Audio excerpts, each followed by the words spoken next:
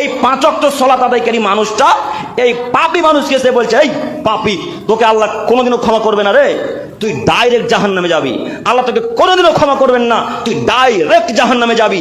এই কথা যখন দুইজনে আপোষে আলোচনা করছেন, আল্লাহ উপর থেকে শুনতে পেয়ে ফেরেশতা পাঠিয়ে বললেন, আজরাইল, মালাকুল মউত, যাও তুমি তাদের দুইজনে জান কবজ করে নাও। দুজনে জান কবজ করার পর আল্লাহ তাআলা তাদের কাছে, আল্লাহর সামনে তাদেরকে উপস্থিত করা হলো, পেশ করা হলো। আল্লাহ এবার বলছেন, এই নামাজি মানুষকে বলছে, শোনো, তুমি ওই লোকটাকে কেন বলেছো যে জাহান্নামে যাবে, জান্নাত যাবে না, তুমি বলেছো কেন? তখন এই লোকটা বলছেন, আল্লাহ, এই লোকটা জিন্দেগিতে ভালো কাজ করেনি, এই জন্য বলেছি। তখন আল্লাহ বলছে, তুমি কি আমার দয়াকে ছোট করেছো?